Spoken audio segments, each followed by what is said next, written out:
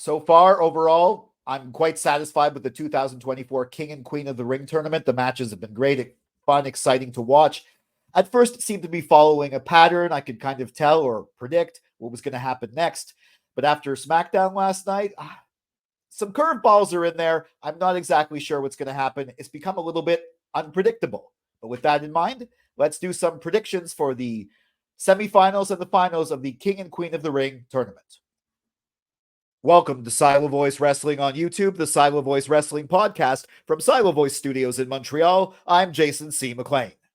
Make sure you like, share, subscribe, and ring that bell for notifications to be notified of my wrestling hot takes, cold takes, simmering takes, and of course my next prediction video, which is going to be of the King and Queen of the Ring premium live event itself. Matches like Cody versus Logan Paul, Liv Morgan versus Becky Lynch, but this is just focused on the tournament. Now, I was going to record this before SmackDown because I had a very good idea of what was going to happen in the quarterfinal matches. Of course, if I had done that, I would have not only been wrong in some of those predictions, but my Raw predictions would have been incorrect because I'm making some changes for those as well, too, based on what happened on SmackDown. So let's get started with the Queen of the Ring, and in particular on Raw. This Monday, the semifinals are between Lyra Valkyria and Io Sky. I've really liked how both of these women ended up in this spot. Lyra Valkyria for a new call-up, getting this far in the tournament. That's a great push. Also, Io Sky has been able to showcase some of her phenomenal in-ring ability and get some of her win back after losing the title to Bayley at WrestleMania. Also, it builds the strength of Damage Control on the brand. Now, before I saw what happened on SmackDown, I thought that Io was going to win.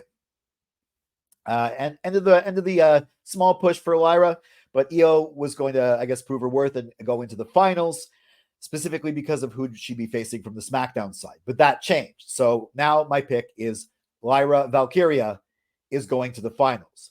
And who she's going to face? Well, watching SmackDown, I was sure that Jade Cargill was going to make it to the finals. And actually, I thought Jade Cargill was going to win anything. And but then in a truly stellar match, Bianca Belair beat Tiffany Stratton and Jade Cargill got disqualified, giving us Bianca Belair versus Nia Jax in the semifinals. Now, like I said, I was sure Jade was not only going to get into the finals, but win the entire thing. So I was very worried, actually, when Bianca Belair knocked out Stratton, because I thought, okay, there's no way that they are going to do Bianca Belair versus Jade Cargill in a semifinal match on SmackDown. Bianca versus Jade is a WrestleMania caliber, or at least a SummerSlam caliber match for when the two of them split up. Can't really do it this soon. But, of course, they didn't. They got out of it because Nia baited Jade with a chair, and Jade, I guess, rookie mistake, took the chair and got herself disqualified because the ref saw it. So that leaves Bianca versus Nia. Now, of these two, I think that Nia is going to win. She's probably not going to win that fairly. Maybe some underhanded tactics, but I think she needs the push now much more than Bianca. Bianca's already the EST. Nia, on the other hand, I think would be a great heel winner. So we'll have Nia Jax versus Lyra Valkyria in the finals. And I think Lyra's going to put on a great show, but she's too new to get the Queen of the Ring push. I think that Nia Jax is the 2024 Queen of the Ring. My prediction. For the King of the Ring, let's start in the semifinals on Raw. The Ring General Gunther versus main event Jey Uso. I'll admit, when I first heard they were bringing back the King and Queen of the Ring tournament, I thought the main reason they were doing it was to give Gunther that push, have him become King of the Ring, give him something to do before he goes for a world title. In fact, I also, when I heard he was in the tournament, I was like, okay, there's no way he's losing. They're not having him take a pinfall or submission loss before he goes for a world championship, and probably until after he wins a world championship and eventually loses it. I was convinced of that right up until I saw SmackDown.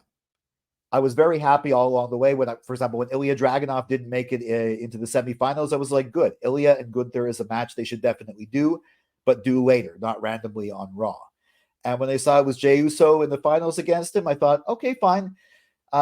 Jey definitely is a rising star. He's huge right now, but maybe this isn't his time for it. And I was thinking, okay, I thought Gunther would maybe end up in the finals against LA Knight, but then LA Knight got eliminated. Spoiler alert for a minute from now. But I thought, no, Gunther versus Randy Orton would actually be a very good match. Gunther versus Tama Tonga, though, wouldn't really be a very good match. In fact, it wouldn't make sense. And wait a second, got me thinking of what would be a good match. And it got me thinking that maybe Gunther isn't going all the way. But you can't have Gunther lose by pinfall or submission to Jey Uso. And then I saw what happened with Nia Jax and Jade Cargill, and I got an idea. What I now predict is going to happen, Gunther is going to be doing very well in the match, Jay as well too. Drew McIntyre, still angry at Jey Uso, is going to try and mess him up, thinking the referee's not looking, attack Jay. The referee's going to turn around at the last minute and see it, disqualify Gunther, and Jey Uso, by disqualification, wins, and Jey Uso makes his way to the King of the Ring finals. But who is he going to face? Well, the night before, it's the semifinals on SmackDown, Randy Orton the Viper versus Tama Tonga. Now, one way they could tell this story is Randy Orton getting his revenge for recent altercations with the Bloodline and Tama Tonga in particular. The Bloodline could try to cheat for Tama Tonga, and then Kevin Owens can come back out of nowhere and help Randy, and then Randy makes his way to the final. That also gets, keep in mind, this is in Saudi Arabia, so this actually gets Kevin Owens and all these other people on the stage, at least for SmackDown in Saudi. That would be a great story, and like I said, I think Randy Orton versus Gunther would be a great match, but I don't think that's what's going to happen. I think they're going to tell a different story. I think through Bloodline interference, Tama Tonga is going to win, and then the King of the Ring finals are between Tama Tonga and main event Jey Uso. And there we have it. The Bloodline story continues front and center in the King of the Ring. I didn't see it coming until the last minute, assuming it does end up happening. Now, of course, we have Jay versus Tama, but you know that Solo, Tangaloa is going to get involved. Maybe someone's going to get involved on Jay's side. I don't know. Jimmy, I believe, is injured. He might come back. Who knows? Roman might come out of nowhere. Maybe Jacob Fatu will make his debut on Jey Uso's side. Who knows? But regardless, I think this is a continuation of the Bloodline story, but I also think that Jey Uso is going to be the 2024 King of the Ring. So there you have it. Jey Uso is your King of the Ring. Nia Jax, your Queen of the Ring. Both part of the same family, which is, of course, interesting, but that dynasty is all over WWE. Do you agree with me? Do you think that's what's going to happen? Now, I am going to have another predictions video where I'm talking, like I said, about Cody Rhodes versus Logan Paul, all the other matches.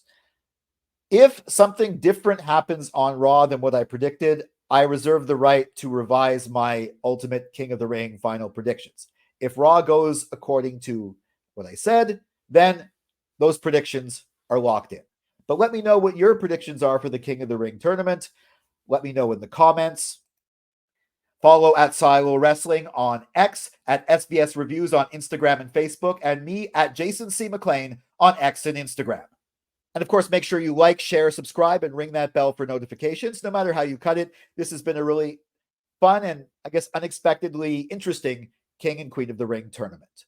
For Silo Voice Studios in Montreal, I'm Jason C. McLean. I'll catch you next time.